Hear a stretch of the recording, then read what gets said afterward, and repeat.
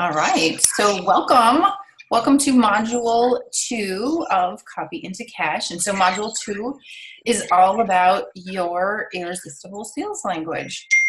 Oh, and just getting a text. So sorry about that. Let me get that. Okay, turn that off. All right, I think we've got some noise, some background noise. Barbara, I think it's you. I'm gonna mute you there. We'll just unmute each other as we need to. Okay, perfect. So module 2 is all about your irresistible sales language. Now, I know the email just went out this morning. Did you guys get your handout for module 2? In the email or in your members area? Everybody get it? Yeah, got it, but didn't have time to look at it. Oh, that's fine. We're going to go over it. That's what we're going over. Okay? But I just want you to have it so that you see what we're talking about when we go over the training today. Good? All right. So Joe, this is Susan. I've got a new computer and I can't figure out why the camera's not showing me, but I'm here and I'm I'll try and figure it out. Okay. Well, I'm glad to know you're here, but then we know, yep, what's happening. Cool. So let's see in chat, what date?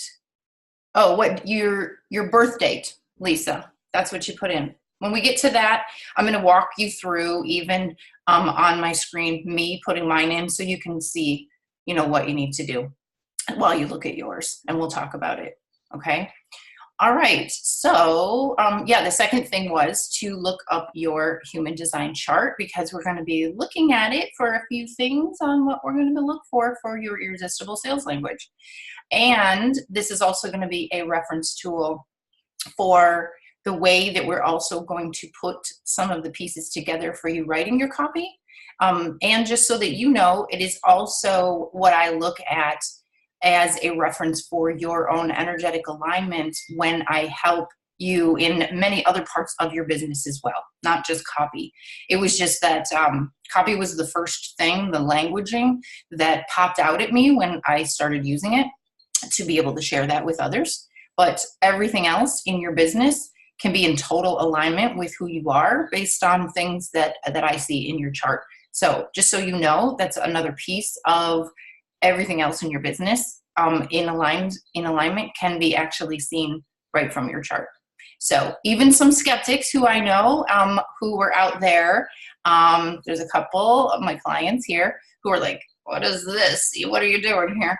And then when we just kind of looked at their chart, it actually made sense and worked and even felt really, really good.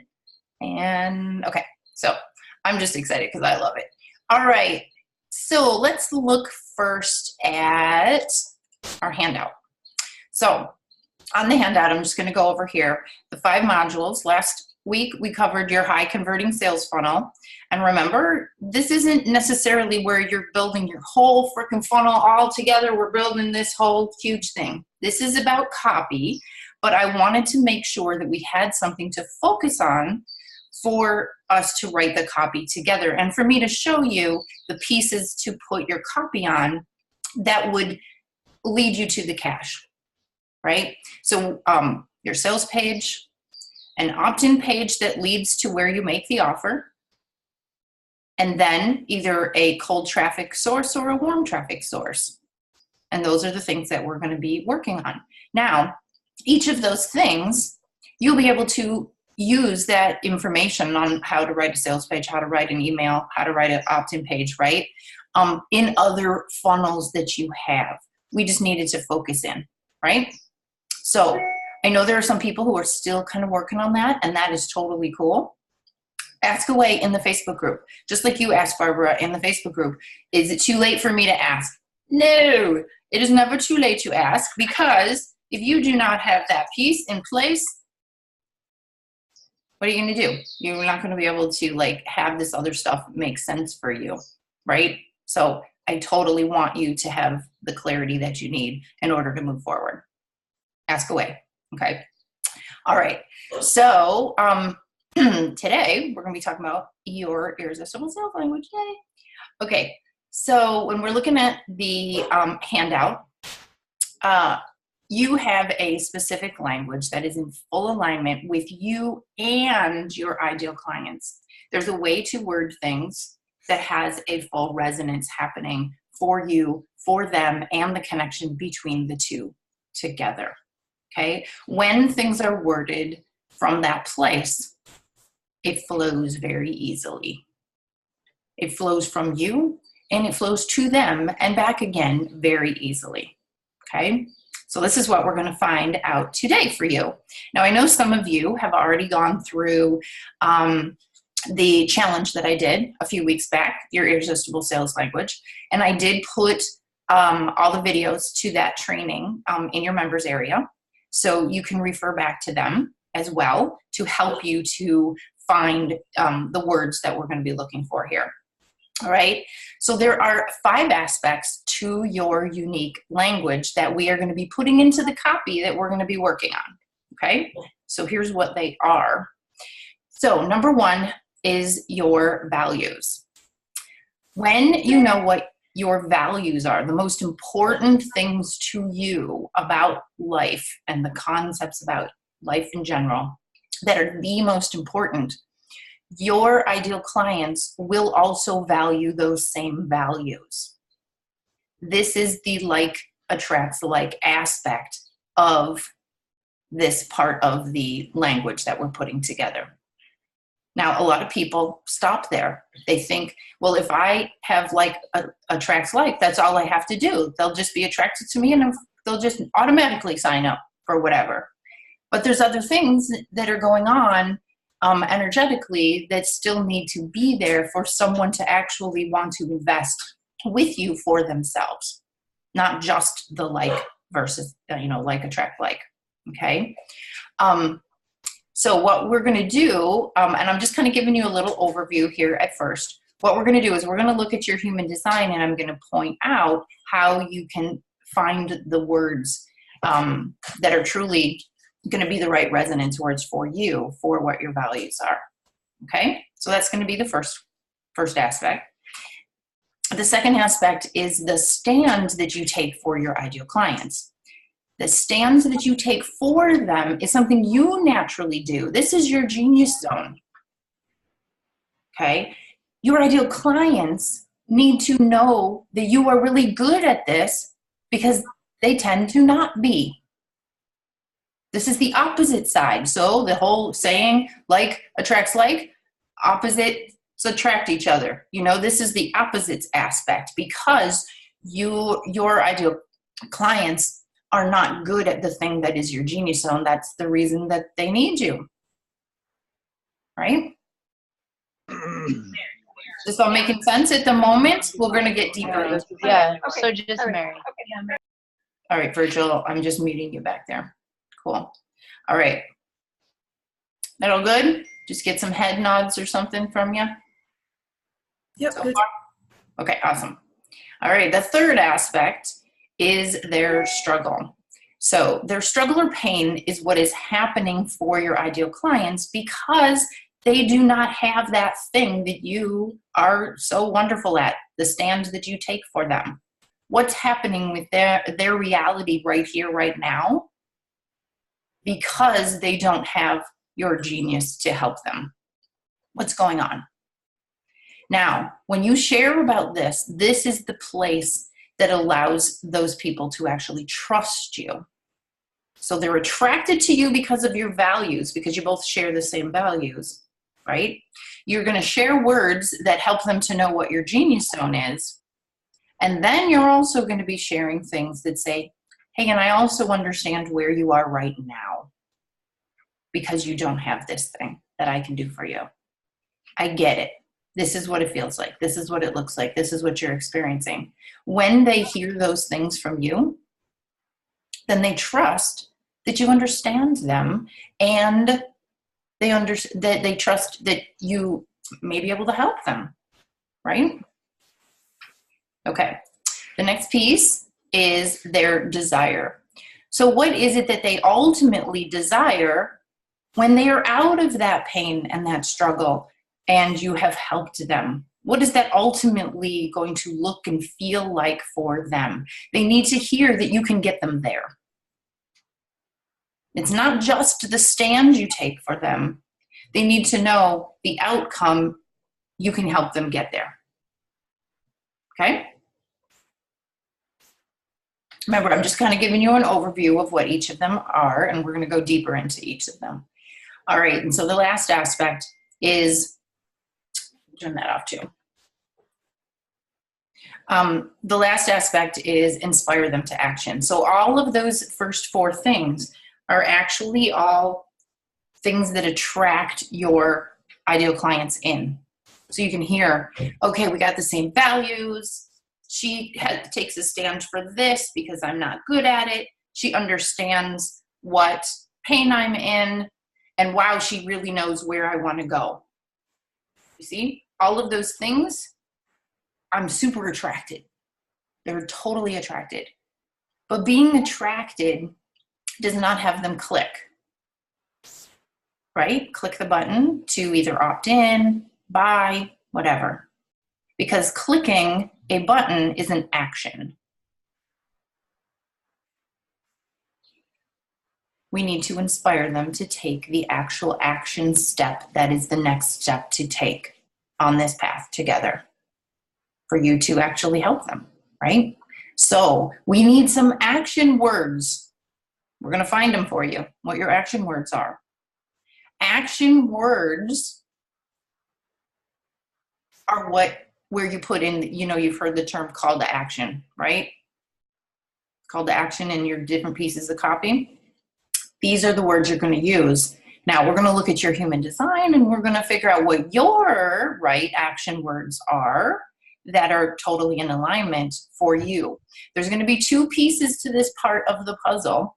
There's a lot of things, if you guys have looked at your human design chart, there's a lot of different things going on that chart.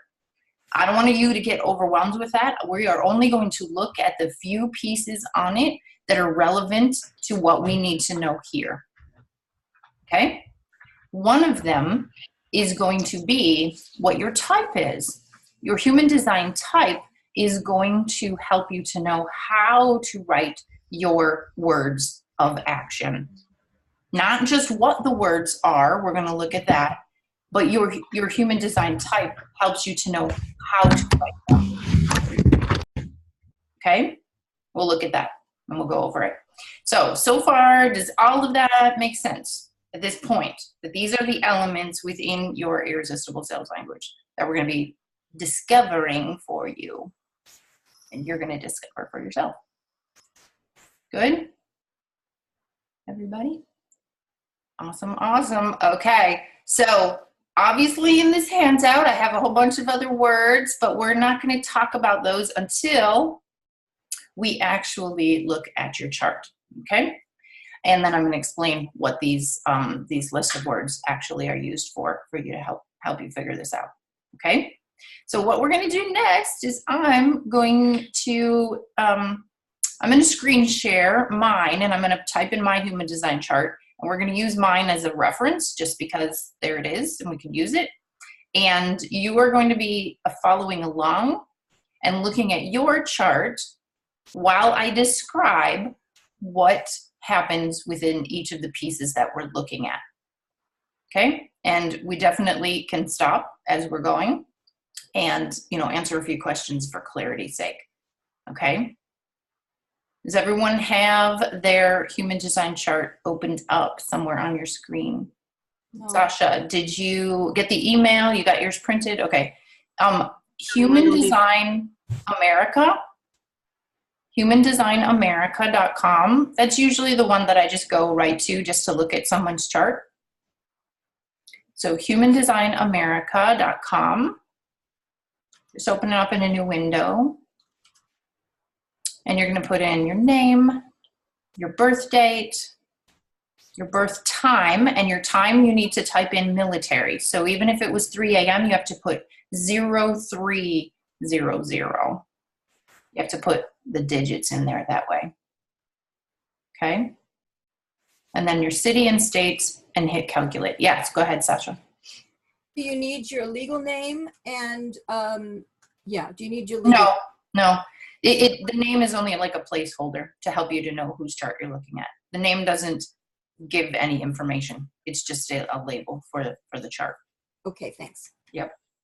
And the city is the city where you were born, right? Yes, correct. Okay. So while you guys are doing that, I'm going to go ahead and screen share and pull mine up. Here we go.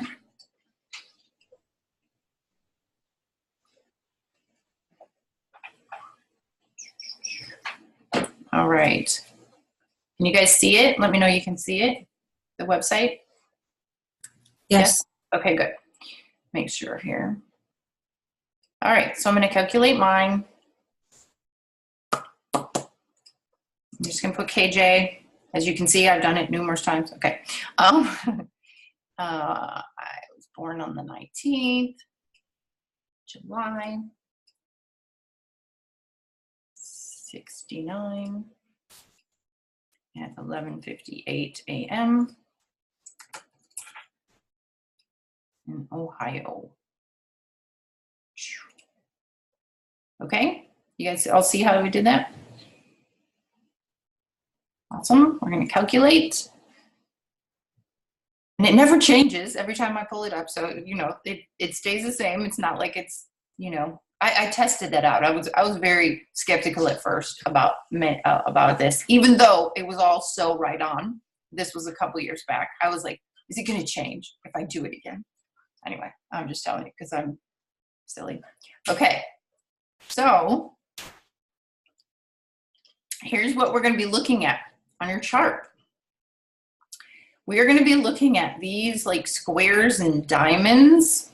These are your different centers, they're called. They're your different chakra areas of life. Okay? We're going to be looking at those. And this is going to be a huge piece of knowing your gifted area and where your ideal clients are needing help and where they're strong but what they need help with. And we'll be looking at that. The other piece that I talked about the action words, that's, see where I said type, I said your human design type. Each type, and there's a few different types, is going to use their action words differently. So when we get to that, we're going to go through all 5, and I'll point out how to figure yours out. When we get to that, then we're going to talk about what your type is and how to use your action words. This right here, I tend to attract a lot of projectors. And so I know some of you who are projectors, that's been an issue for you. Like, how in the world do you do call to actions as a projector? And I'm going to explain to you how, okay? Because you still need a call to action, but projectors are not meant to naturally and in an aligned way tell other people what to do, because that's what an action tends to be. A call to action is telling someone to do something. So we'll get into that. So it's coming. Alrighty. All right. So as we are looking at this, let's look back at the 5 aspects. So first and foremost, we've got your values, right? So remember I said in your members area, there are also 5 videos that talk about each of these 5 things that I did in a challenge in my Facebook group. So you can use those as a reference tool when you go to do your homework to work on this for yourself more, to help you dig a little deeper on what else these words could be for yourself, okay? Now, when we're looking at your chart, your values are going to come from the areas on your chart that are colored in. So if you can see on mine, I have this one colored in and this one, I only have 2. So my values all are really in this area. Okay? Now, when you look back at the handout and you scroll down, you can see I say human design centers and their words.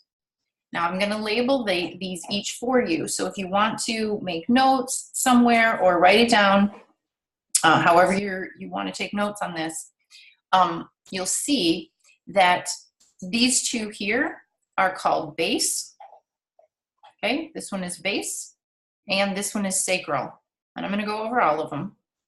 So for me, base and sacral have my highest values, because these two areas that are colored in are things that I came to this life and world already knowing very strongly about. I don't need help with them. This is where my genius zone is, and we're going to talk about that too in just a minute. But because of that, these are the things that I value the most in life as well. So if we look back at the handout, base and sacral, we've got trust, security, foundation, grounded, money, energy. And then sacral's creative, fun, play, sex, juicy, nurture, and caring for. These are my highest value type things. Now, you can use the video from the challenge to help you to find even more words for your values. And I think I put it somewhere in the handout. The thesaurus is a really good friend when it comes to this. Okay. So I'd like to hear it from just a couple people. Which areas are colored in, and we're gonna talk about what each of them are, so that you can get a good good feel for yourself, but also hearing it from others, so you can see from example what they might be. So I'd like to hear from somebody who'd like to go. I'll go. This is Susan. I have a lot of them colored in. Okay. Oh yeah, I remember that now. Yeah. So I have the right to the right and the left of the sacral, the two triangles pointing inward. I have the little triangle over to the side underneath the center one. Right. And the center one is kind of like a square turned on its side, and then above it is another square, and that one's also colored in. Does it matter what the colors are? No, it doesn't matter what the colors are. The colors are just this human design system way of differentiating which one is which. That's all it is. So Okay. I want to make sure that I'm understanding exactly which ones they are. So you don't have base, or you do have base? I do. I have base and sacral. Yes, I thought you did. Okay, so you have base, sacral. Can everyone see the one I'm circling now, the one I'm with my arrow? Do you have this one, did you say? Yes. Okay, Yes. This one is called spleen. So if you guys want to label these in case you have spleen, okay? Spleen, over on the chart, words for spleen are transparent, fluid, environment, open, and journey. I'll get to how these make sense in just a second. And did you say that you have this one here as well? Yes. Okay, so this one is solar plexus. Everybody, this one is solar plexus. So solar plexus words are determined, get it done, organized, completion, achieve, feel into, and feelings. Okay? Mm-hmm. All right, and you have this one, you said, right? Yes. This one is your heart, everybody. Aww. This one's your heart. So heart is not feeling. See how down in solar plexus, this feelings, your actual feelings that you feel. Your heart is about passion and drive and the will to get something, to do what it is that you're passionate about. There's a passion aspect to it, okay? Did you say you had this one? No. No. Do you have any of these other ones? Yeah, the one right above it. That Okay, one. this one. Okay, Yeah. I'm going to touch on this one for everybody. This one is self. So it's going to be important here in just a minute for Susan that she knows that self is actually white and open, and I'll explain why. So this is self. So self is about your being authentic, knowing yourself, knowing your own identity, things about who you are as a person. Okay? So if you have this colored in, one of your highest values could be about authenticity. Do you see? Okay. If you have heart colored in, one of your highest values could be around passion in some way, right? All right. So moving up for Susan, this one's colored in. This one is your throat. So throat is about truth, expression, visibility, hearing, seeing, all of those kinds of things. Okay. And you don't have the other two, Susan. That's correct. I do not. Okay. So just to touch on them for everyone, this one is your third eye. And this is about your psychic intuitive ability to be able to visualize and vision things that are not physical. So anything beyond the physical, you have a good grasp on if this is colored in and know it very well, right? And then this one up at the top is your crown. And your crown is all about allowing, channeling, knowing the oneness of everything. It's that very high level consciousness aspect to ourselves. Okay?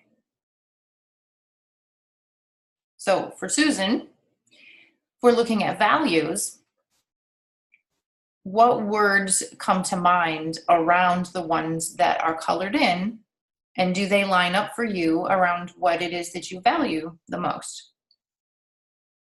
So what I had on my values were, this is all one: equality, fairness, diversity. Mm-hmm. Then I have integrity and community, family, service. All right. So just jumping with community, family, and service, that's very sacral. And we, in the last time we talked about this, I remember that was very strong for you, right? Mm-hmm. So the diversity and fairness aspect feels to me like it's the self, because this is the area that is, you know, about that everyone has their own identity, and that identity is good, whatever it may be. I was thinking it might be throat too. Throat is an expression of that self. Okay. So if you said more about self-expression, you see what I mean? It would be a little more of the throat, but the identity itself is held within the self area. Okay? Okay. Okay. And what was the third little group that you said? Well, that was the group was equality, fairness, diversity, which you just addressed. The other one is integrity. Oh, integrity. So integrity to me is also in self as well. So the point here of what we're trying, well, because you're being true to yourself, that's what integrity is. Yes, and also the integrity from other people is important to me. Integrity to other people? People acting towards me with integrity. Is that not a value? It is totally a value, and it is just a different way of expressing the same thing that we're talking about. That's all. Right. Okay. Yep. So the reason that I'm even going through this so that you guys can see it, and then you can interpret this for yourself, is that your ideal clients will also value those same exact things.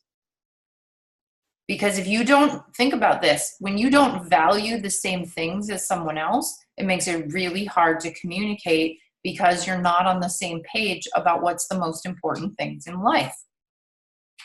Right? That makes sense, everybody? Yeah. Okay. Kelly Jo, not quite. Just on this one, I thought that if we're one area, often we're attracting sort of different colours, so to speak. So, if for example, my value is integrity, am I going to be attracting people that are all from the self, or other? Do I need to use the language for other areas? So we're going to get into using words to attract from other areas here in just a minute. Oh, Because okay. It's the different part of your languaging. I just Okay, so this broke is the it all part out of here, stating. separated it so that you could Gotcha. see when you're speaking about things in your copy about your values, you're going to be wording them in a way that totally assumes that your ideal clients value them too. That's how you're going to use this. So I'm with you, yes. yeah, so something, for instance, with Susan, or even you, because you both are saying integrity here, is that you're going to be talking about and showing examples of you being in integrity, and your ideal clients are going to go, wow, she is such a person who's in integrity. I value that too. I want to be around her. Got you. I mean, it was one of the words I used, but I remember when I did the thing, I didn't come up as self. I'm the higher one. So does that mean I'm choosing the wrong words to express my values? It could be. And I think I remember that yours were all in the higher ones. Yeah. Integrity can also be where you are speaking, because that's a really huge, broad one, actually. Yeah. That you're speaking about you being in integrity of who you are, which are the top ones. Yeah.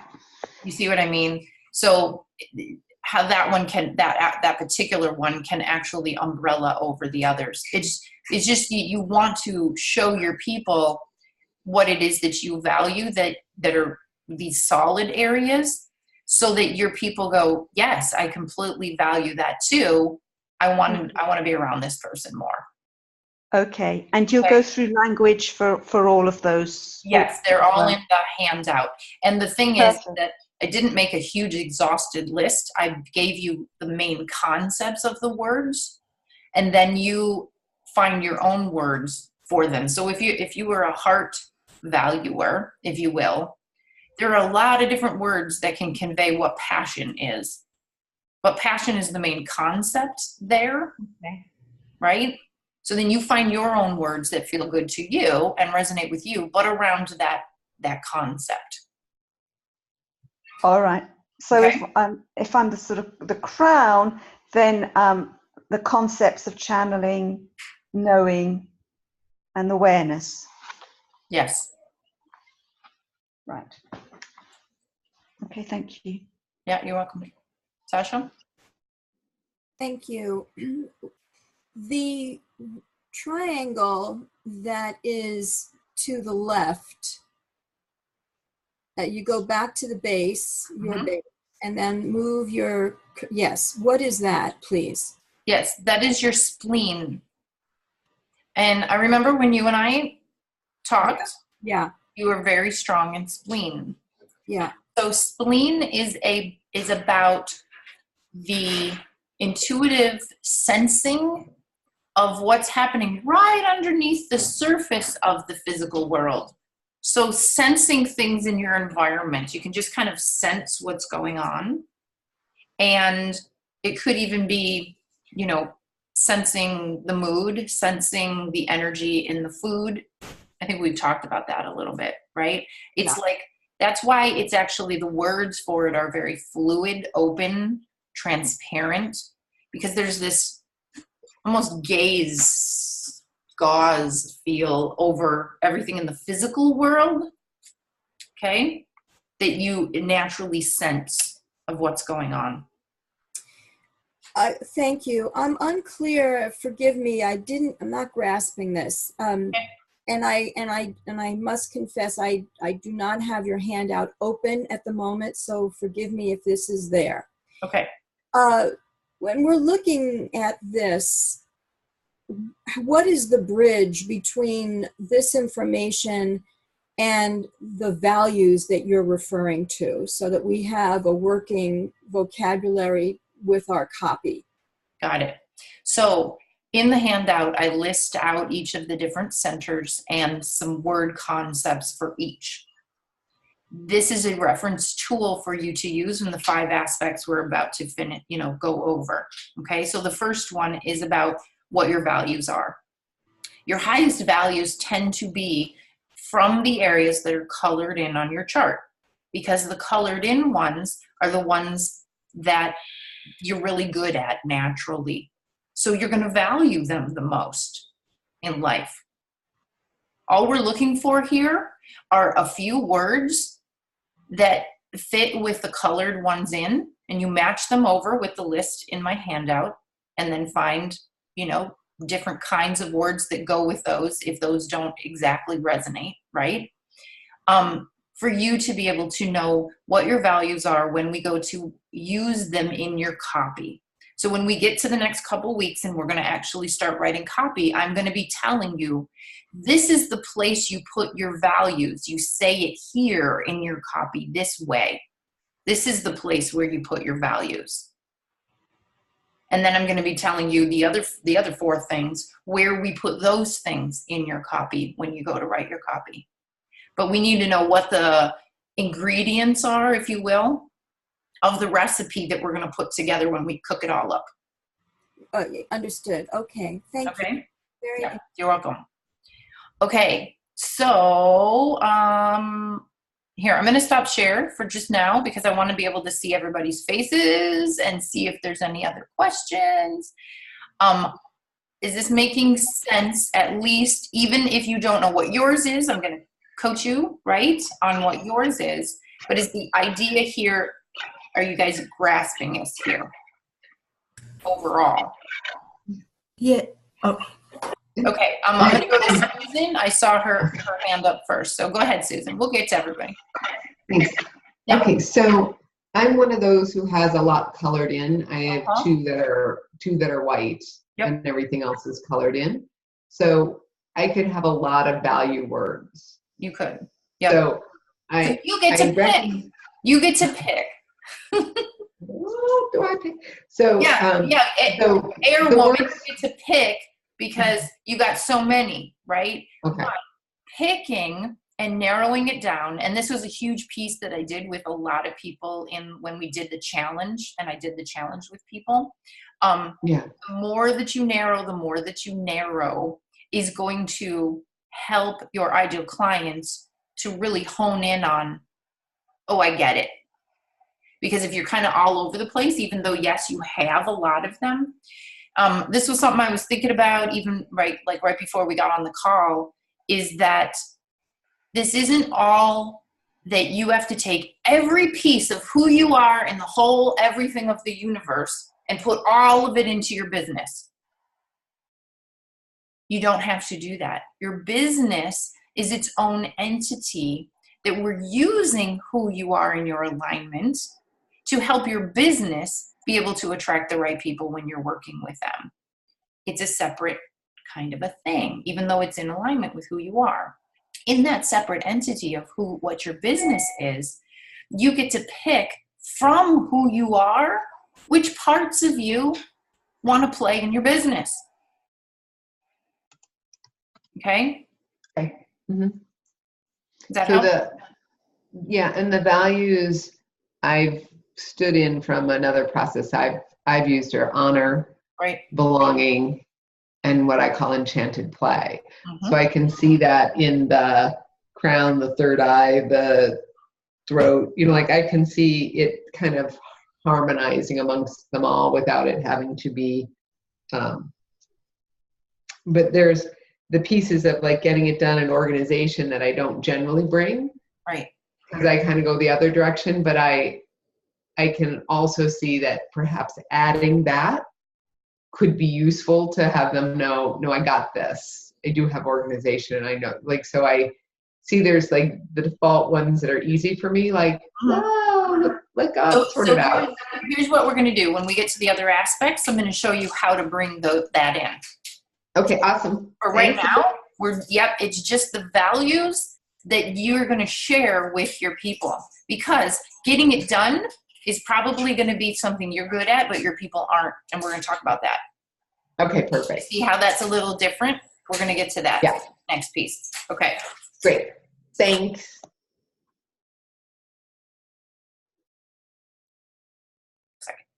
Okay, so now let's look at the second one.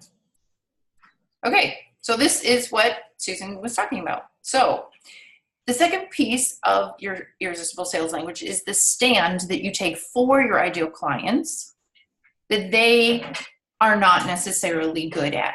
So when we look at a chart, so I'm going to go back, I'm going to share my chart. Okay, I'm going to look at my chart as an example. Okay, everybody see it? Yes, okay, good. I have the two, right, colored in, and whatever ones you have colored in. These are the things that generally my ideal clients need help with. And they're the things that I take a stand for them. So base is all about foundation. And so I help my clients with a lot of foundational pieces they need for their business. I take a stand that you need the foundation in place or the whole thing is going to crumble. That's a big piece of a stand I take for you. Okay? My ideal clients tend to need help with building that foundation. Does that make sense? Okay.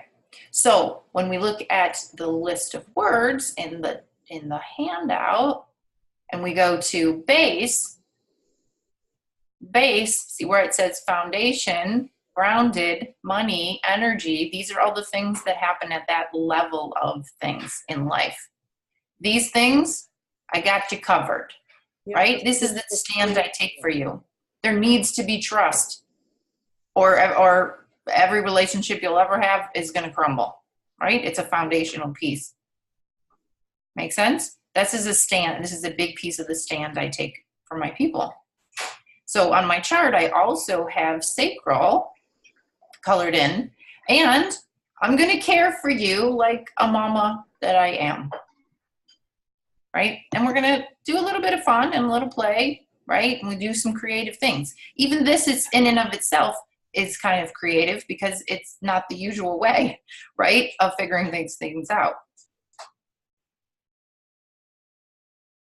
So in the second aspect of my irresistible sales language, those are going to be words that I am going to use in my copy that allow my ideal clients to know, hey, this is what I can do for you. This is the stand I take for you. Because I know that you struggle with it. And we're going to get to struggle in just a second. But this is how you use those words. And we're going to work on that aspect even more. So what you would do is, again, look at your own chart, what are colored in. I'm moving everybody around and it's all funky. Okay. Look at what's colored in. And then you're going to pick which areas that you take a stand for that are colored in for your people, because your people are not colored in those areas and they need that help from you. Someone like Susan, and I think Marita said as well, they both have a lot of areas that are colored in. Well, this is where you get to choose where you're going to focus your business on. So someone like Susan, when she said, okay, organization and getting stuff done, yeah, she does that. Well, there's two different ways that you could do that. You could actually just behind the scenes be organized and get stuff done. And maybe your people only realize that once they're in your world with you.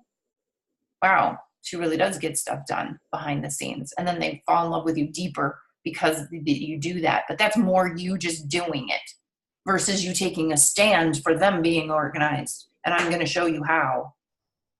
You feel the difference? But you could, whichever way of using that for your stand resonates with you.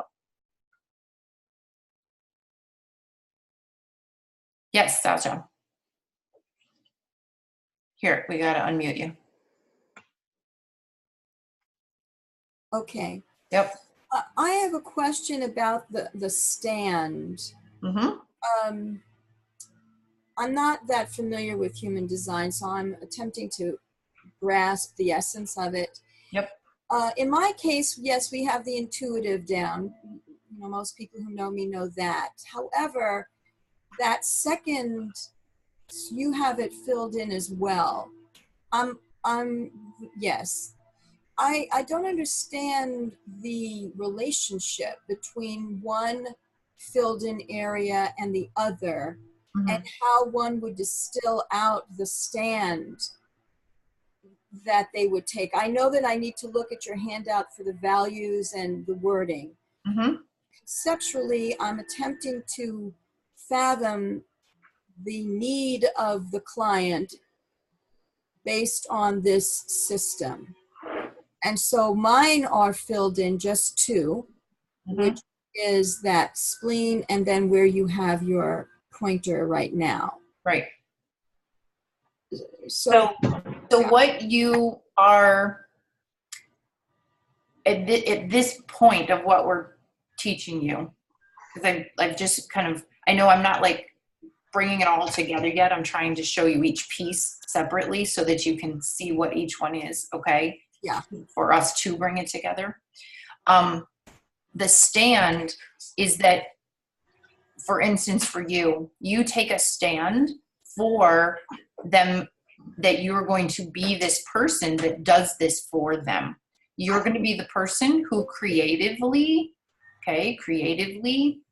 is able to intuit what it is that's going on right underneath the surface. That's how you would put them together. Or you sense something right underneath the surface and then you do something creative with it. See how one, you could play back and forth with each of them? It's which one feels right for you in the way that you do things for people.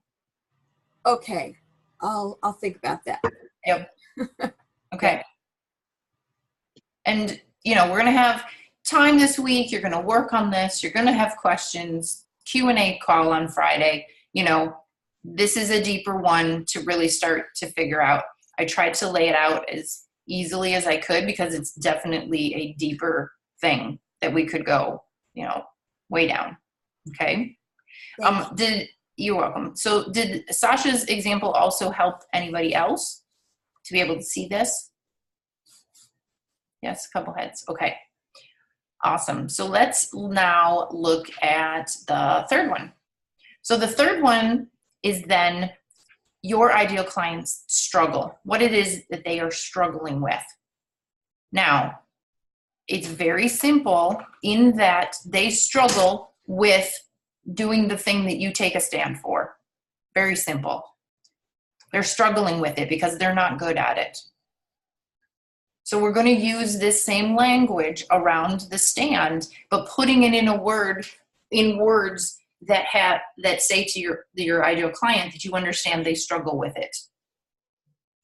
So if Sasha is really good at intuiting what's happening underneath the surface and then she does something creative with it, she, in her languaging of the struggle to her ideal clients, it could say something like, is it really hard for you to, when you walk in a room and you have no clue like what's actually going on? Well, that's what I help people with. And we have fun and we play creatively together to find that intuitive place where you can do this better and better for yourself so that you're not going into a room. This is the struggle. So you're not going into the room and having no clue what's happening, and it actually ruins all your relationships because you're not able to pick that information up or something like that. Just kind of going off here with hers as an example. So that's what they struggle with.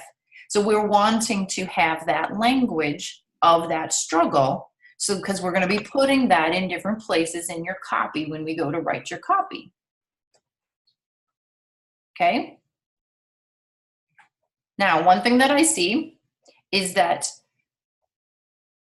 one main struggle that they struggle with, it just needs to be worded in different ways over and over and over again, because your ideal clients will always, especially when they're first coming in or even at different levels with you, they will almost always continue struggling with the same thing. That's why they need you.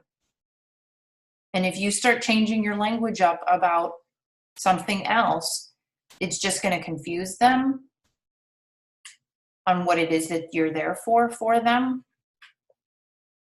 And you're not going to attract as many of the right people to you in the first place. So this is my base talking about how you need to be consistent.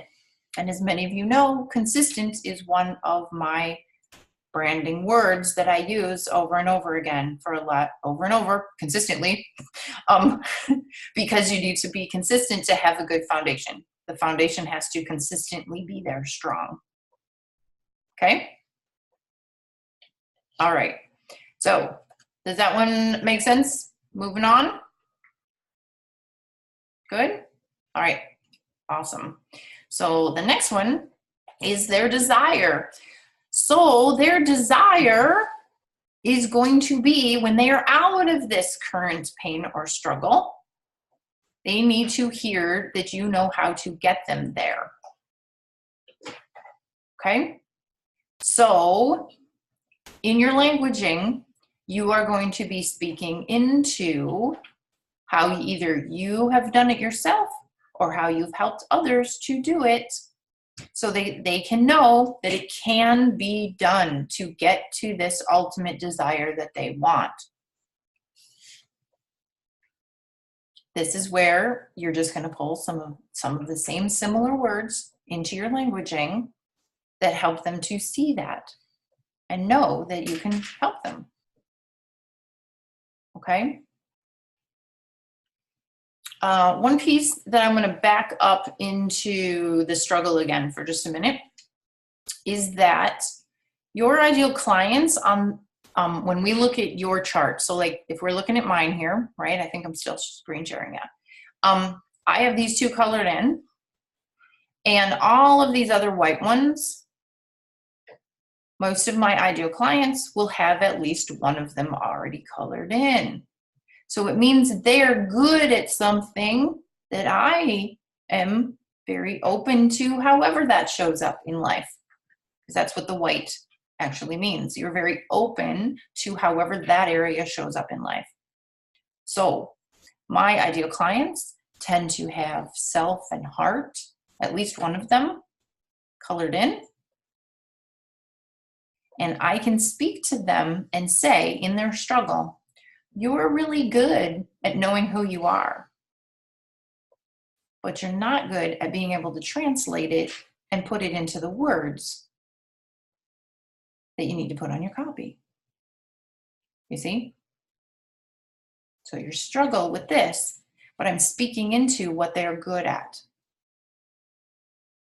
This is just going to take you time to know in your white centers which of these areas, and you can always go back to the handout to look at the words to be able to see, okay, I'm open in this one.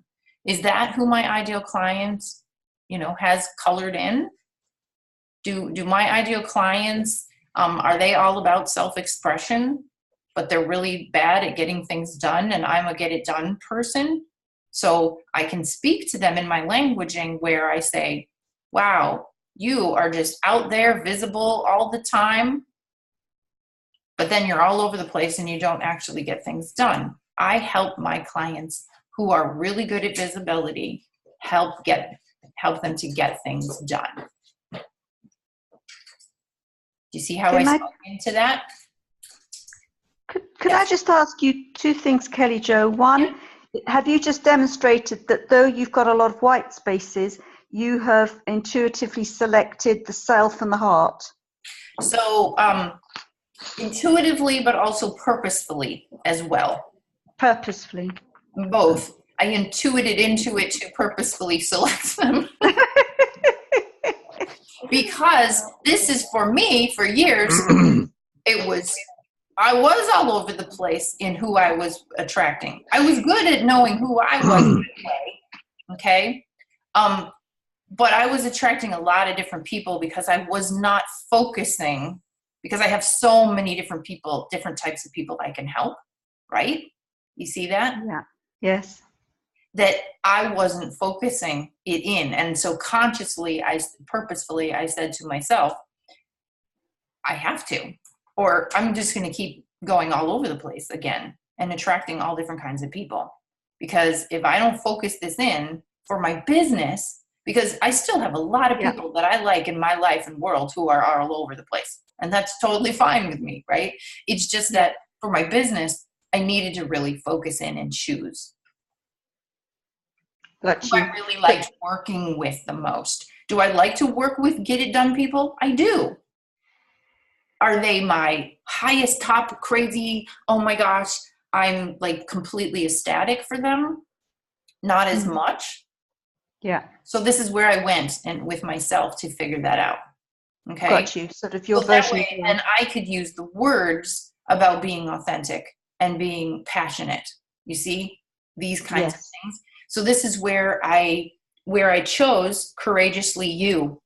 I purposefully chose that Courageously You for my Facebook group. Courageous is here. Heart, will, drive, being courageous. And you, the self. Courageously You. So if you're courageously you, I'm going to show you how to bring the foundation in a fun, creative way. That's the mixture of heart and self. Okay. Right. And open is really basically you're colored where you're closed. That's what you mean by open. Yes. Okay. Yeah.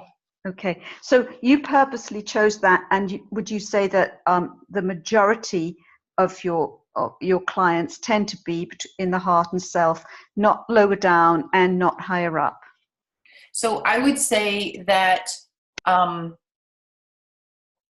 it's not that they don't have these, because when we go back to number 1, which was values, my people tend to have one of them colored in 2 so that we can share the same values. We tend to have one of them, at least one of them colored in. So like I'll say with Susan, one of the things with base is that, or sacral, is that we both are very caring mothers, right? And so a lot of times that's where her and I connect a lot in our value system, right? And so Marita, I believe we both have base. So her and I, when I'm working with her, even on an individual basis, we talk a lot about a base stuff because we both agree on that value of life. Right. She needs a little more help with this part, and that's what I tend to help her with a little bit more. Do you see, like everybody? And so, but if I look, they both have at least one of these. And I know you don't have them, and that doesn't mean that you're. I know you're going. Well, I'm not sure I do. I know. But that doesn't mean that we can't still resonate. Just from this perspective, you wouldn't be my ideal client in that way, and there's nothing wrong with that. Do you know what I'm saying? Oh.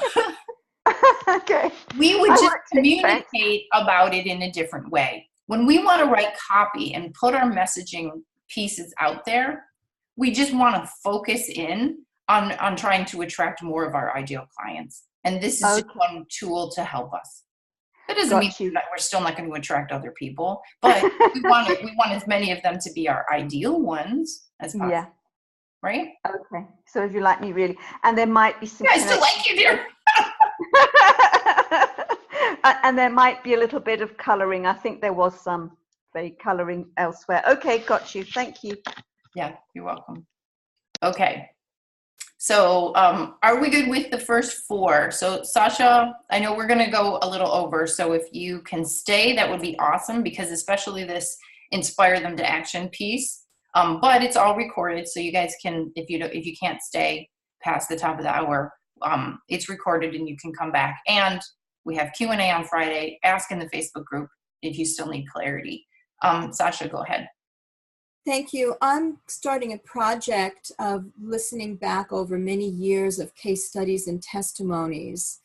And I would love to be able to go through those years and years of testimonies using this filter of those open squares or those open pockets. Right. And I'm still, on shaky ground grasping this. Okay. What would you suggest I do so that, again, I'm moving in the direction of the right language Sure. and speaking to what their pain is? Got it. So their pain is going to be they struggle with what you are good at. right. Okay. So that's just, there it is on that one. What you're going to listen for when you're listening back to these testimonies, okay, is the way that they say that. Because if you know that someone you're listening to is a good testimony because that's an ideal person you really want, I always go back to ideal in this way, then listen to which words they choose in how to describe it,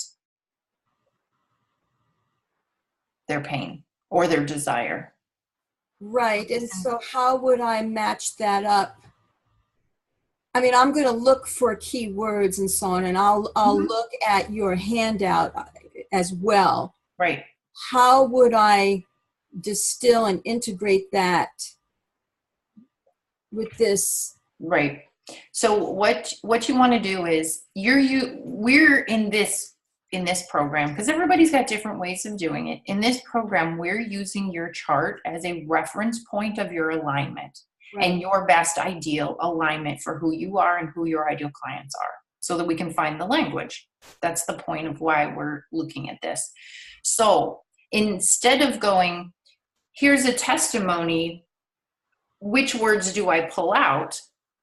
You first look at the list of words that are the right words for your alignment, best alignment with your ideal clients, and then find the concepts that those are in their words and how they describe those concepts. Because otherwise you're going to be all over the place again. Okay? Listening to this as your reference point versus your aligned place as the reference point. So if your best aligned place is the spleen and the sacral, which is what the environment, the energy underneath everything, and being creative and caring, right? Those two things. Now you know when you go to listen to your testimonies, you're going to be looking for anything that resonates with those two concepts and how your people describe those things. How are they saying they struggle with those two things? How are they saying that they want more of that in their lives or whatever? How are they saying it? That's what you're going to pull out of the testimonies. Well, creative and intuitive. A lot of my clients deal with, at one point, they dealt with low self-esteem and needing to energize their own mission and push through that self-esteem to bring their mission out into the world. So the creativity I get would be to support them in their vehicle, and the caring, because the caring. Mm-hmm. But what I'm missing here is the things that have gone in their life that has slowed them down or stopped them or hurt them does not fit up with my intuitive powers and my creative abilities. So I'm missing, am I over? What's happening is they are not able to intuit those things for themselves. Oh, okay. I get it. They need you to help do that for them or with them. So you're going to be listening to the testimonies of where they say that they get tripped up from not being able to do that. I get it now. Yep.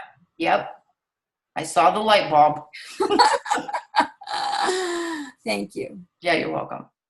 All right, let's move on to number 5. So number 5 is now we're going to inspire them to take action. Okay, so in the handout, so Sasha, it's in the handout too, I then list out action words for each of the centers. So here's where it gets even more fun and interesting. Okay, so we'll take it one step at a time, okay? How you're going to use these action words and how to pick them is going to differ based on the type you are, because each type uses their action words differently. Okay, so as you can see on my chart, I am a generator. Generators and manifesting generators are both different kinds of generators. So we're going to clump them together in this case. So if you're a manifesting generator or a generator, this is now for you. Okay? 80% of the population is some kind of generator. It's huge. Okay? So when I did the Irresistible Sales Language Challenge, I spoke in that video mostly to generators, because otherwise we were going to get too deep into all of this in a little 5-day challenge. Okay, 80% of the people out there are generators. That's why I did it, just so that you know. Now, the ones who actually tend to be attracted and join me in my paid programs, a lot of them tend to be other than generators, and the reason is because I'm a generator. You guys need me to be your generator a lot. That makes sense? Like I'm the generator, so you guys need that energy that I bring as a generator. That's how it tends to be. Okay? Generators. Now, what they're going to do is they are going to use action words in their irresistible sales language that, you can get over to the chart so I can take a peek as I'm talking here, that come from the center that is their ideal client center. So remember when I said my ideal clients tend to be self and heart? I'm not going to use my action words of base and sacral as a generator. I'm going to use my ideal client's words. So when I named my Facebook group Courageously You, those are words directly from my ideal clients. When I put calls to action, I use the words in heart and self in my calls to action. This is what generators do. Okay? Everybody get that if you're a generator? And I'm going to tell you what the other types do. So when you're looking at your action words, you're going to look for the centers that are your ideal client centers if you are a generator to pick from for your action words for your irresistible sales language. And like I said before, when we get into how to actually write each piece of copy, I'm going to show you exactly where those action words go in your copy. Okay? Generators, we don't tell our people what to do. Generators don't. We allow for the space for them to take action in their own way. And so that's why we use their action words, for them to take their own action, because we take our own action when we decide to do something. Okay? Can I ask a question, please? Yeah. So on page 5, where it says human design centers and their action words, are those the words that you pulled together for the generators? They are action words for everyone. I'm now going to tell you the other type and how each type uses these action words in using their action words. Okay? Generators are just the first one I'm talking about right now. Generators find the words that are their ideal client's center, main centers, colored in. And those are the action words that are the most aligned way for a generator to use their action words in their copy. So if I have heart and solar plexus open, white, Okay. am I using these words, organize, finish, achieve, go get, honor, align? In your action words in your call to action, those are your best ones because, are you a generator? I'm a manifesting generator. Okay, manifesting generator. Yep, it's still fine. That because your ideal clients need to be empowered to take action based on what is their strength. That's what generators need to allow their people to do. When you are making a call to action, it needs to be words that allow your people to take action from their place, from their centers. Okay. Okay. Thank you. Yep, you're welcome. Okay, so another type is projector, and I know there are some projectors either here or if they had to leave, I think some of them are still here. Yay, there. I don't have as many windows open as I'm screen sharing. Yeah. So projectors. So what you're going to do, I know some of you have been waiting with bated breath to hear this. What you are going to do is on your chart, you see where it says strategy is to wait for the invitation. Yes? So that means you aren't supposed to tell anybody what to do at all. And how in the world do you do a call to action and you're not supposed to tell anybody what to do? Okay. What you do instead, drum roll, because I know it's taking so long for me to say, what you do instead is you give them the information for them to then take action on versus just telling them to take action. So in the action words, what you're going to do is you're going to say things like, all right, let me get the right phrasing here. Here is the link. See how you didn't say click on the link. You said, here is the link. Because since you, as projectors, you are to wait for an invitation, the invitation is, here is the link, and then they invite themselves to click on it.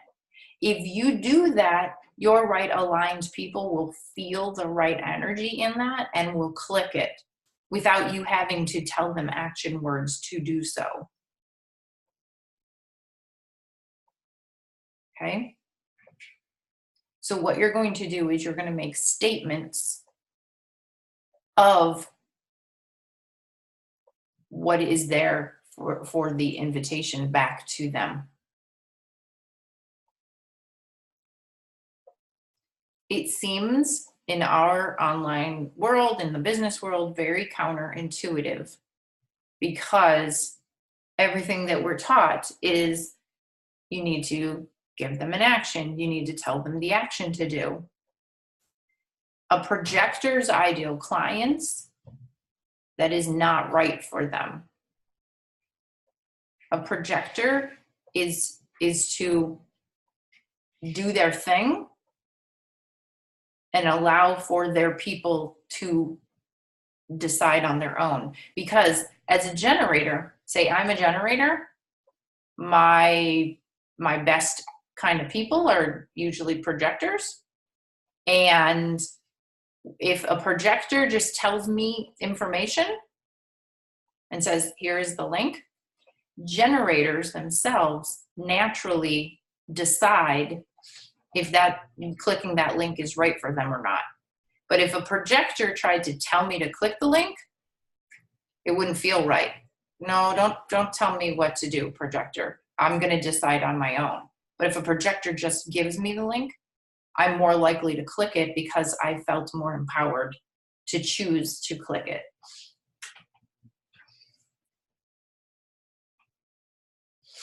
Okay? That makes perfect sense to me, Kelly Jo, because some things feel really uncomfortable for me. And I think once you said you got to tell people what to do, now I realize that actually it feels uncomfortable because what you're saying is it's not the right way to do. So intuitively, Yep. giving people the information and saying, that this is, give them the arrow is the right way. Oh, okay. This is for the copywriting. Yes. Yes. But it's going to be in everywhere that you language things with your people anyway, even if you're speaking, like a projector speaking from stage. Okay. Yeah. Yeah. Because we got a lot of speakers here and speaker trainers, right? So even when you're speaking from stage, when you language things, you just, instead of saying, go to the back of the room to buy my offer, I don't know, I'm just like throwing this out here. A projector would say, it's in the back of the room. forms are in the back of the room. You hear the difference? Oh, totally. It makes total sense to me. Yep. A projector just informs that the forms are at the back of the room. And then all of the generators, because projectors tend to attract generators, all the generators get a gut feeling or get a feeling inside themselves and go, ooh, I really like this lady. I'm going to go to the back of the room because she told me where the forms were. Okay. But if a projector would have told them to go to the back of the room, it's not an energetic alignment. It would feel weird to a generator that a projector just told them to go to the back of the room. All right. So even if I'm suggesting people give me the feedback, it's more that you can. This is where you can give me the feedback. Okay. Exactly. This is where you're informing them. This is where you can give me feedback if you want. Instead of go here and give me feedback, right? You can totally hear the different energy in that. Right? Okay. Oh, nice. That can be me. Okay. Well, that's the whole point here, right? That's the whole point.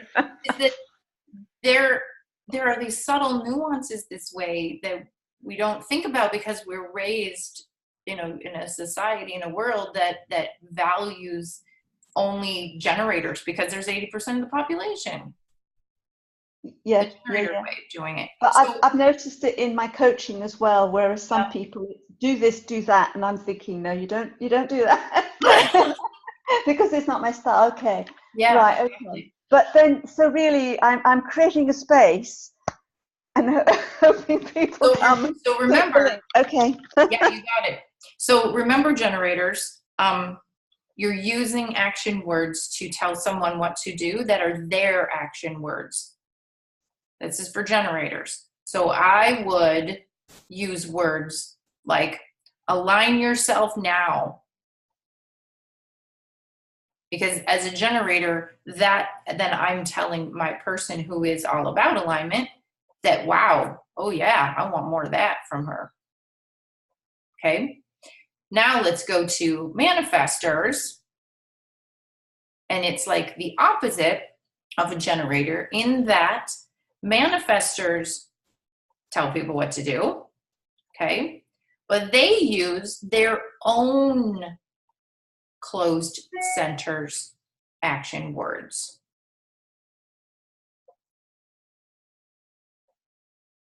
Okay, so Susan, you have tons of centers closed. So you have to pick which ones are where your highest values are, right? To help you to know which ones are your main ones that in your business that you come from, so that you can pick the action words that go with that. So I'm going to just use this as an example in that, let's just say the throat, right? Because speaking, it's a big place, right? So as a manifester, you're going to use throat action words to tell your people what to do in your calls to action. Speak your truth now, right? Something to that effect. Because that's what a manifestor does, is that a manifestor is more of the commander that way. They command people to do what it is they are naturally good at. They themselves, the manifestor. That's their way of getting their people to actually be able to do what it is they help them with. Does that make sense for you, Susan?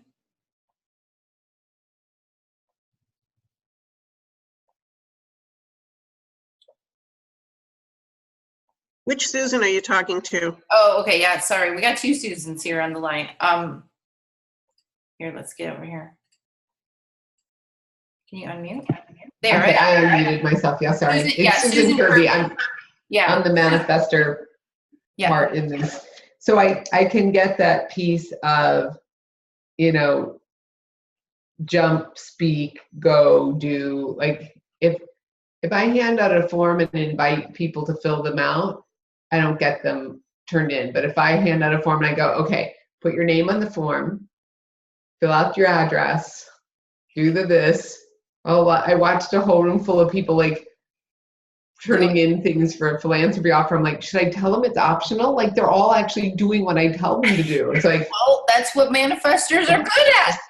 just let them keep filling out the form. But I was like, oh, that's just kind of like, I'm not really telling them what they should do, but I'm giving them a choice. But it's one of those. But it was just funny to watch it all go by. So that whole, if I try to soften and not be the demander or the commander, then it doesn't go well for me. Right? That's how it is for manifestors. Yep. So It works. I can get that whole telling them visualize, imagine, allow, go, or all Well, that sort of even stuff. when I was at your house just recently, right, and you led a visualization for all of us, and you just told us, visualize now, blah, blah, blah, blah, blah, right? I mean, it was like, and we're just doing exactly what you say. Now, that, like you said, of course you're still giving them a choice. And here's how you are still giving them a choice so that you can still feel that it's not like you dictating, because there's a difference, right? Right. Is that all humans still have free will. Yeah. We all have free will. So if your right ideal people are doing what you say, they are your right ideal people. They want to be told to do what you're telling them to do. Your people want that. They need it. They're craving it. Yeah. Right? The ones who are not your people, they're not going to fill it out. They're not. Right. Right. So you don't have to worry about it. Your right people are filling it out. I always said I was a bad coach because coaches are supposed to have the other people come up with the ideas for themselves and all that. I'm like, I'm really better at telling you what to do. And my people were like, please, would you just tell me what to do? I'm like, every coaching class I've ever taken or certification is like, it's not your job to tell people what to do. I'm like, but it's really what I'm good at. Yeah, exactly. Yep. So, and my people were like, no, please tell me what to do. I'm like, okay, then throw out coaching. Let me tell you what to do. Anyway, so thank you for that. That's great. You're welcome. All right. So those are the main types. Do we have any other people who have a different type? Because these, like, there's like 2 other types that are like 0.0 something of the population. Anybody else? Just making sure we cover everybody. Yeah, good. Everybody got it? You have another question? Sasha has a question. Sasha, yeah. Thank you. Yep. What would be the strategy, maybe that's the right term to use, for somebody who needs to be told, click here? I get what you said about the strategy being to respond, but what would the wording be like for a strategy for somebody who needed to be told, do this now? Okay, so tell me what type does yours say? Same as yours. Generator. I'm just curious. So a generator responds to an invitation. So I'm not as good with a manifester telling me what to do. That's like not, I'm personally, that's not my ideal. So even Susan attracts more people who are projectors herself, right? Because projectors, what they need to do is wait for an invitation. Well, that's all Susan is doing, is she's inviting them to do this, inviting them to do that. That's perfect for them. Generators respond to invitations. Okay? If you are a generator at this point right now, because I know you want to go deep on all of this and get it, but I want us to stay focused here for what we're working on together. All you need to know at this point, because of being a generator, is that your action words in your copy are going to be the action words from the chart in the handout that come from the center that is your ideal client's main area. So if you have spleen and sacral, and let's just say, for instance, throat is the one that your ideal clients are all about.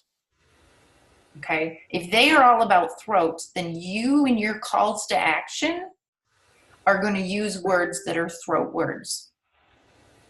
But you see, that's the part I'm not grasping, is how do I know without doing a human design analysis on them, which I will not do? What are the breadcrumbs? What are the Right. And Right. I know that you've given it to us, because you would never leave such a gaping hole. So Yep.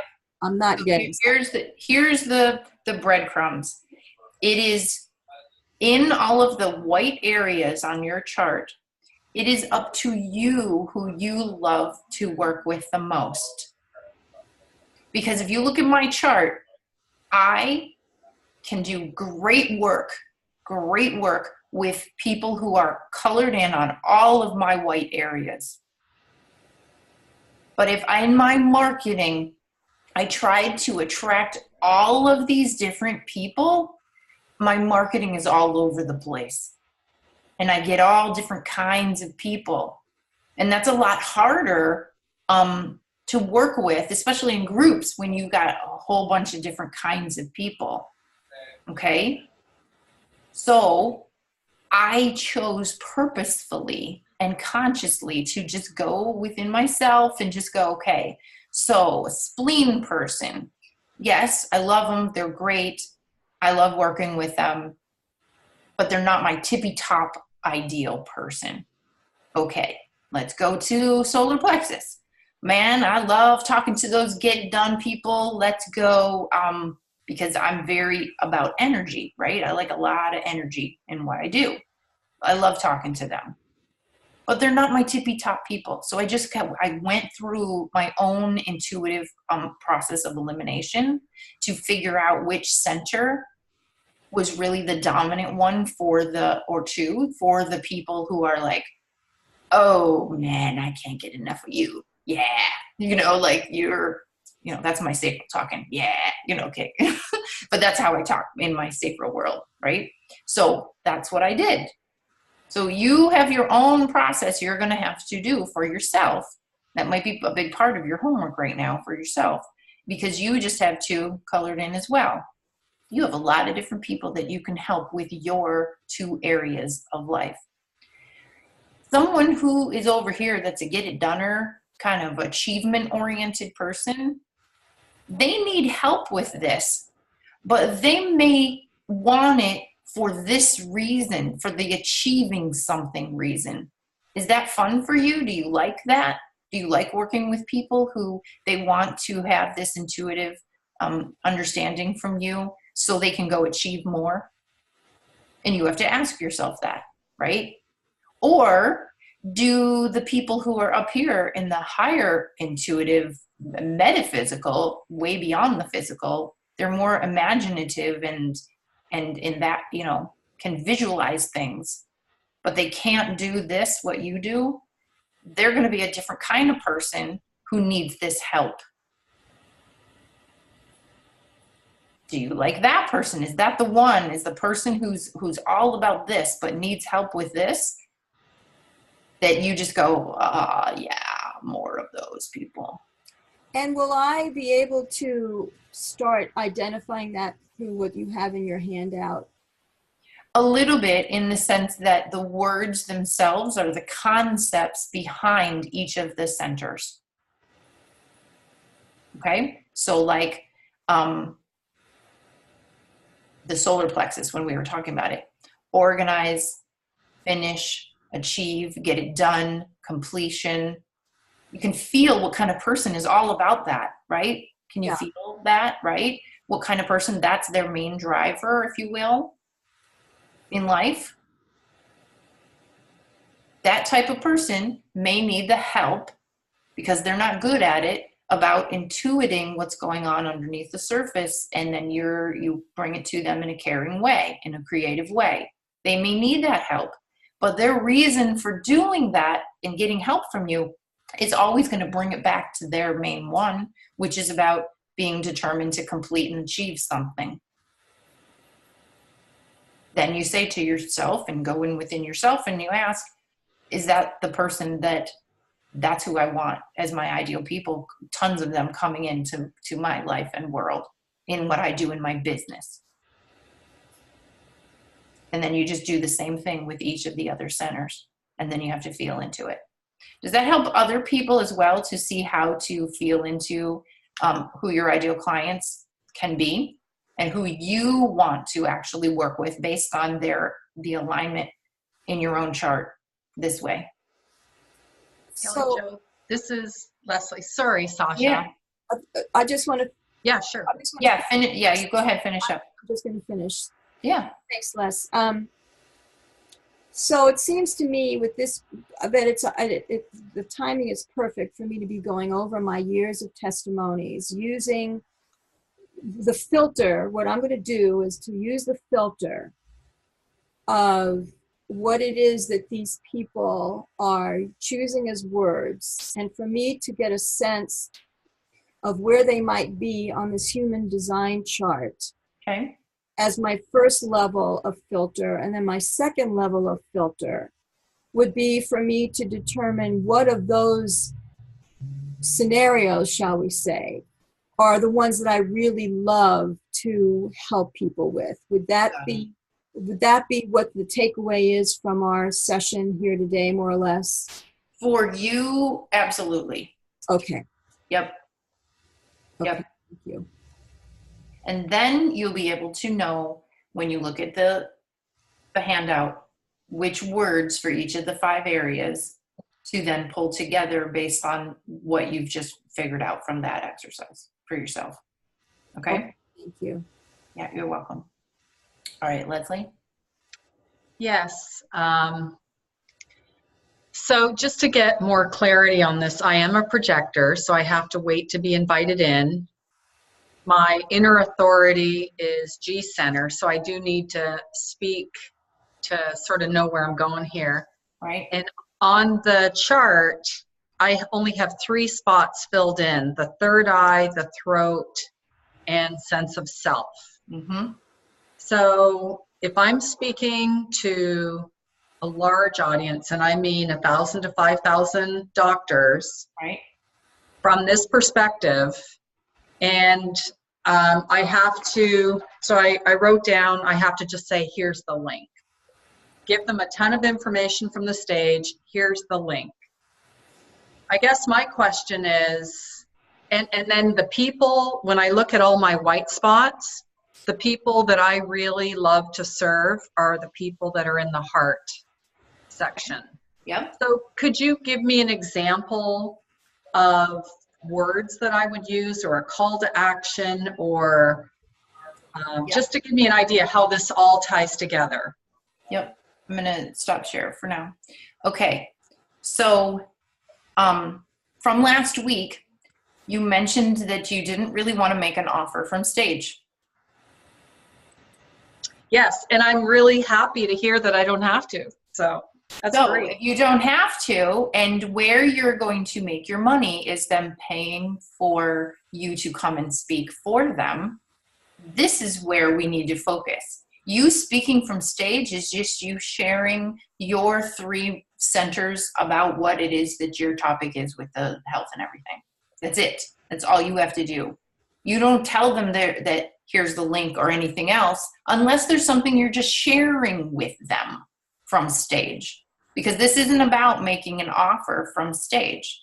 Okay. Although I was on Susan Kirby's call this morning and we came up with a really great idea, and Susan is a manifester, so she's really good at, you know, inviting ideas. And so I love this idea. She mentioned that I should have a text where the audience can type in this number and text if they would like to work with me.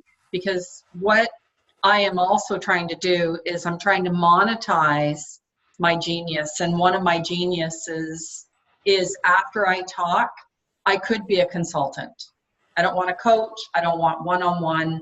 But I do love the idea of inviting the audience to, here's the link. And it's very so I'm trying to figure out how to get the wording. So you would just say something like, when you are on stage, you're informing people. I work with blah, blah, blah.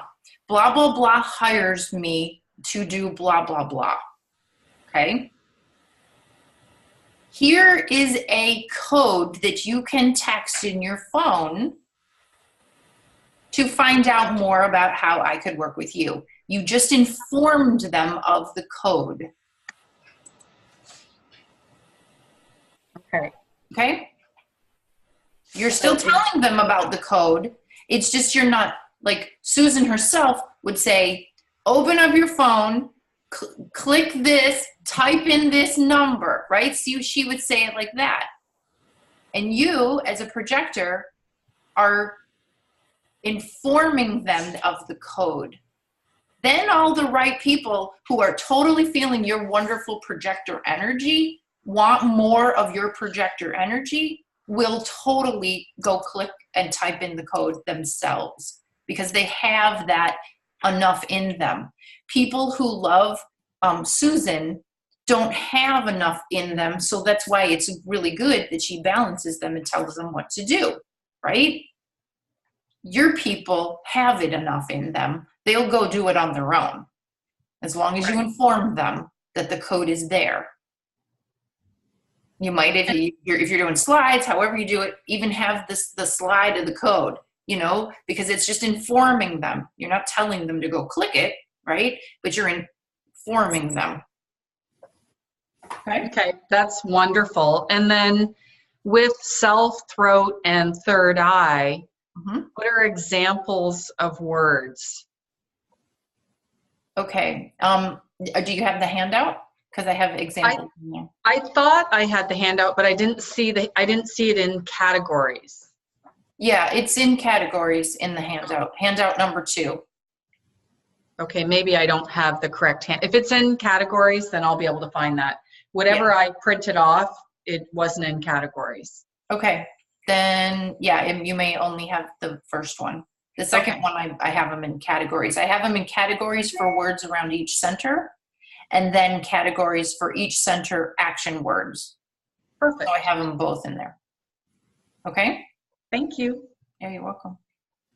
Okay. May I ask a question? Absolutely. So unless I missed something during the meeting, I wonder, that would help me at least. I wonder if there is any way we can have for each center negative traits of people, so I can choose more easily. I can select out the people I don't want to work with, because I don't want to work with you. Yeah. Okay. So I'm going to just tell you them really quickly. I don't have it in the handout that way, but I'll just tell you what they are really quickly. Okay? Okay. Okay. So if we look at someone who is got crown colored in, we're going to start at the top, work our way down. Someone who has crown. A healthy way of having a strong crown, here's the positive, okay, you just got to start there. The healthy way of doing it is that they're very grounded, centered in spirit, and they know how spirit comes into their life, and God is there, and they have a good relationship with God. An unhealthy crown that goes overboard in it, if you will, is someone who's very dogmatic about this is the only way God is in life. It's the only way. I know it, and if you don't know it, you suck. I like this. Or you're going to hell. I don't know, like something like that. It's very dogmatic. Okay, do you feel the difference? Oh yeah. That's exactly what I meant. Thank you. Yeah, I knew that. Yeah, I figured that's what you meant. So let's go through all of them. Third eye person. Very good at imagining, very good at visualizing, can see the psychic, and they use these for positive, good things in life. Unhealthy, strong third eye person is going to go into deeper, darker aspects of what's happening in the other realms in the universe and in life and in the world or whatever. And they're going to visualize a lot of bad things that can happen, evil, a lot of evil even. And they see these evil entities. I've known people in both with very strong third eyes that go in either direction with it. Okay? Yeah. Throat, expression, truth, visible. So they use these things for speaking the truth so it helps others, expressing themselves in a way that inspires others, speaking on stage in a way that in some way helps other people to be able to feel good and comfortable expressing themselves.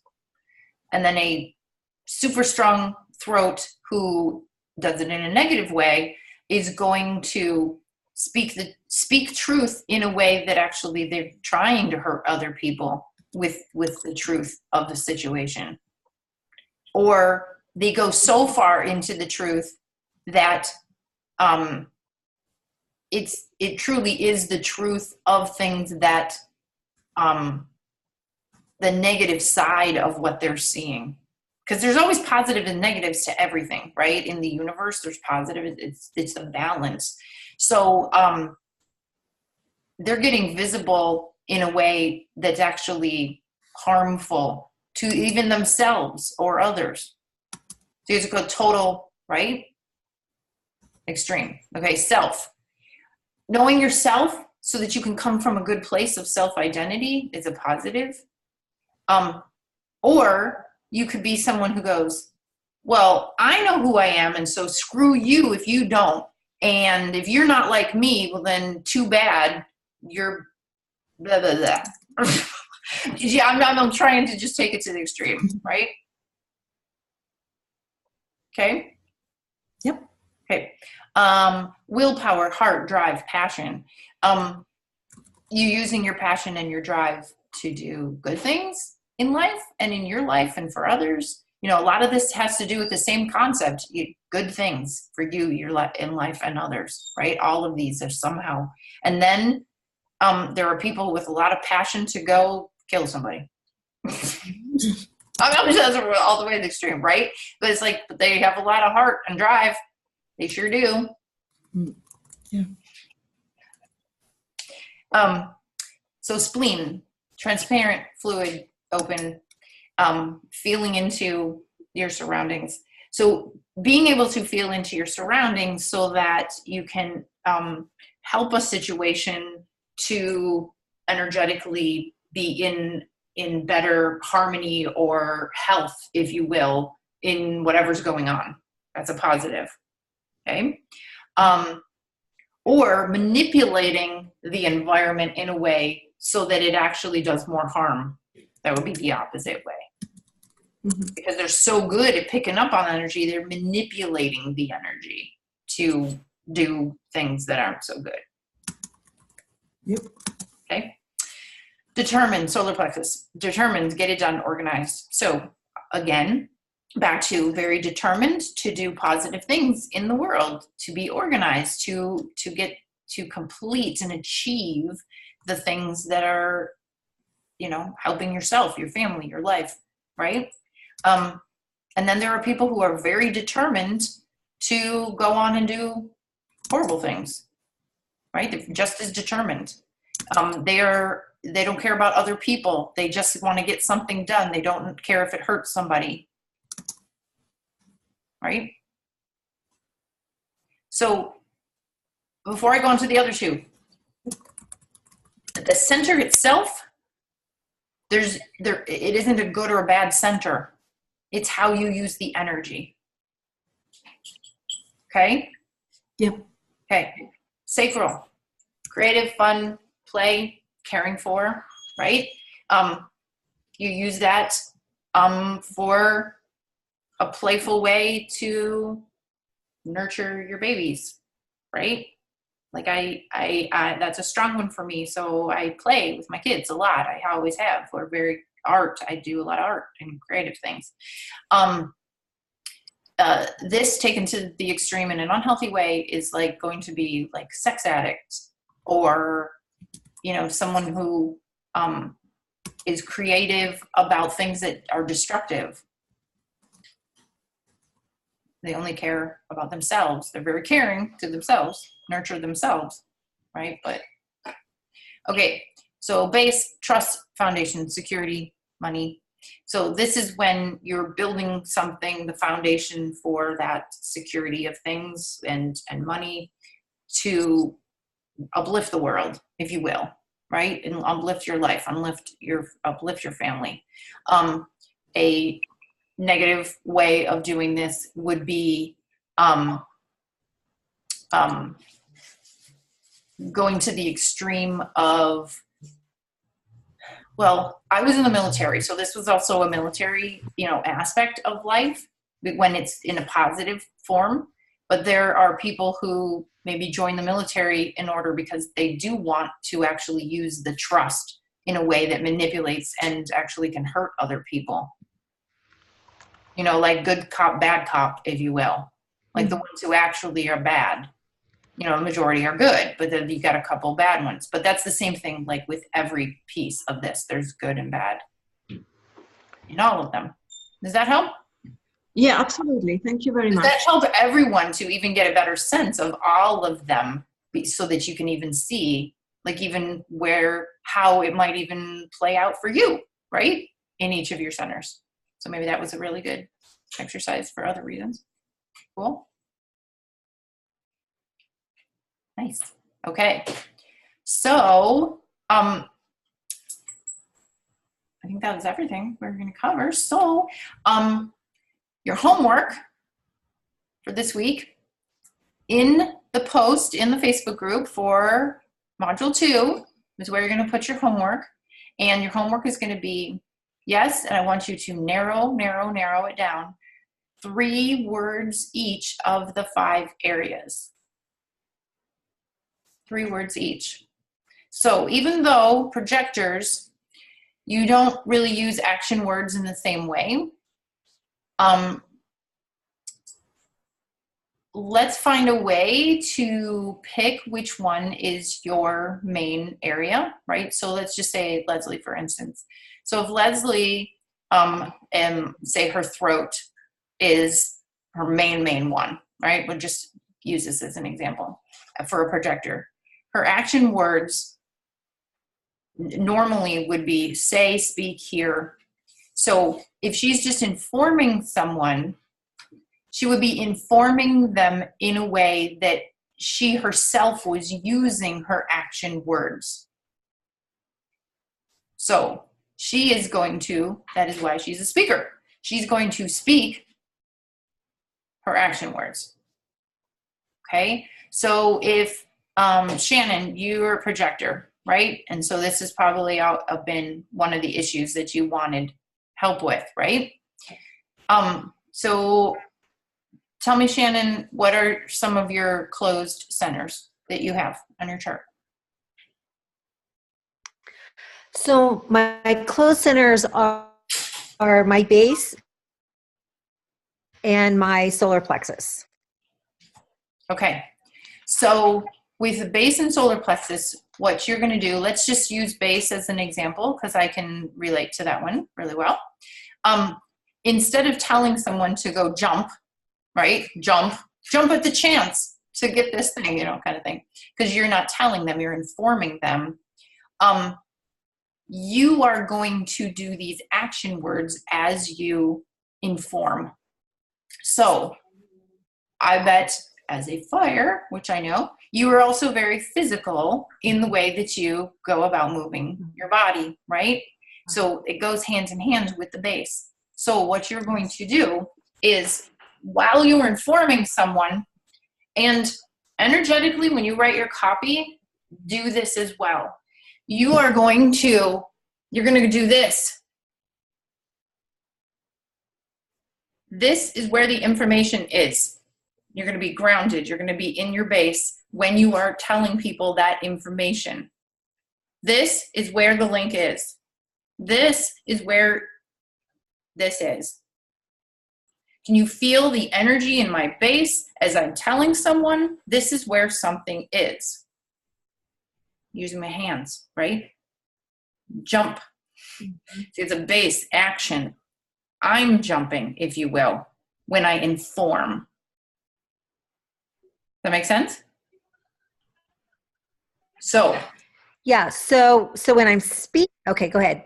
Yeah. Well, the last piece is about the copy itself, because that's from when you're speaking to groups or something. You are going to feel into this energy, and I would actually like to know that you are typing. Here's my keyboard. Typing as you are standing in this energy. Because as you type the information, I want that energy to be in you as you are typing that information to the copy itself. Does that make sense? Okay. Okay. What else were you going to ask? I think so. Yeah. Well, when you're sitting down. I was going to ask about the speaking. Okay. Well, think about this. When you're sitting down right now, how much are you in your base? Not as much, unless you're standing up. You can feel yourself in your base more, right? When you're standing. That energy is going to be conveyed in your fingertips when you type your copy, when you're standing, versus when you're sitting and not being in your own base. So you need to be in your base when you're informing. That's what projectors need to do. Okay? Okay. So like Leslie as a projector, she's got third eye. She needs to be imagining them go clicking on her thing and type. You have just, so you have to do. Here, my face is down here. Okay. As you are informing, Leslie, you're going to be imagining them doing it. So if you stay in your own imagination in the third eye as a projector while you inform, it's going to give it even more power.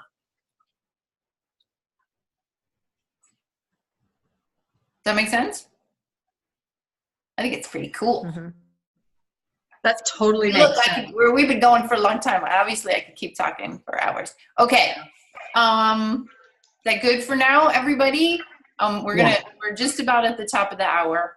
Sasha, I'm going to get to you in 1 second. I'm going to just wrap this up by saying your homework is to have about 3 words for each of the 5 areas. So in your homework, before next Monday, okay, in the Module 2 post in the Facebook group, you're just going to, in your little post, you're just going to go 1, these 3 words, 2, these 3 words, 3, these 3 words. Okay, so even for, that's what I was trying to get about projectors, which of the words of your centers are you going to be energetically coming from while you inform? Okay, so if Leslie is, for instance, third eye, she's going to be visualizing while she informs, right? She's going to be imagining while she informs. And What about the crown? And the crown would be allowing. You know, even just, I love Allowing. even saying it. Yeah, it's so beautiful. So you will be allowing people to feel the energy while you inform. Okay. Yeah, doesn't that feel good? That feels good for you.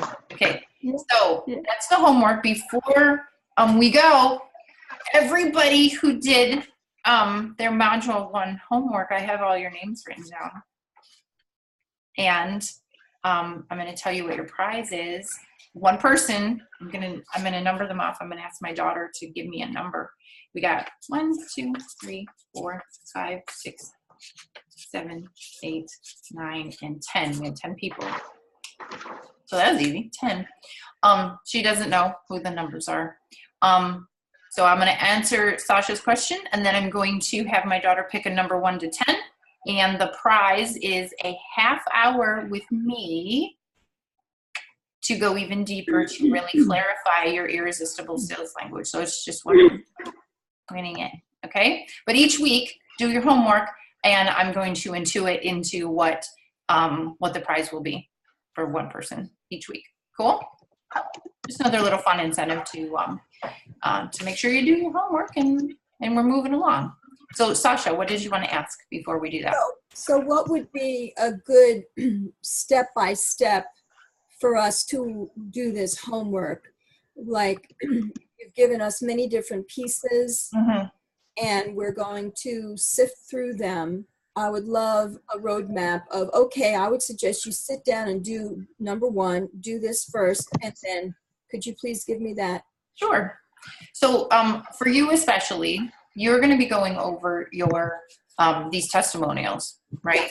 So what you're going to do is you're going to look at your chart, and you're going to see which centers are colored in and which centers are white, for you to be able to have that reference. And then you're going to look at the handout that I made. And for each of the descriptions, because I described them all in the handout of what each number of the 5 pieces are, you are going to look at your chart and match up the words for that area of your homework.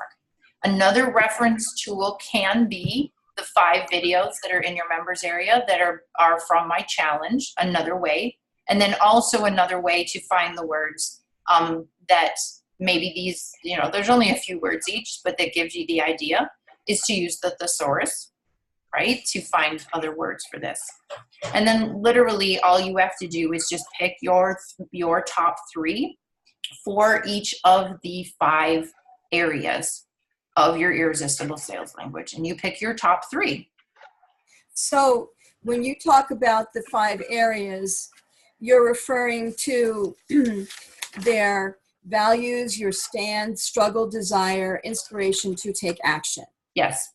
And then what we do from there is we take a look at, maybe it would be better if you just give me an example, knowing my situation. So if we would let's just take one. So the first one would be your values.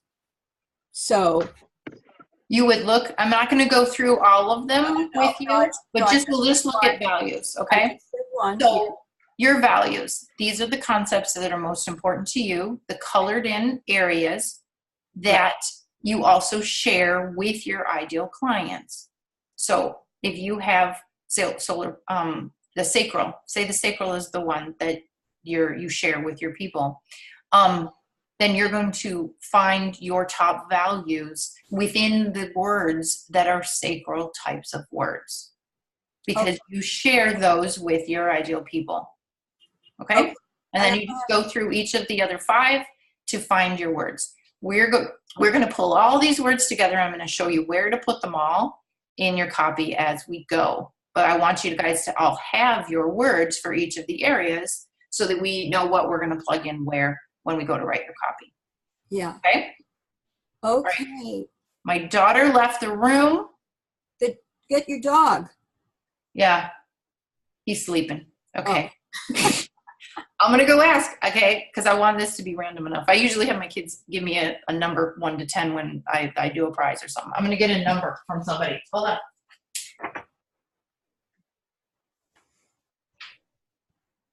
Hey, give me a number.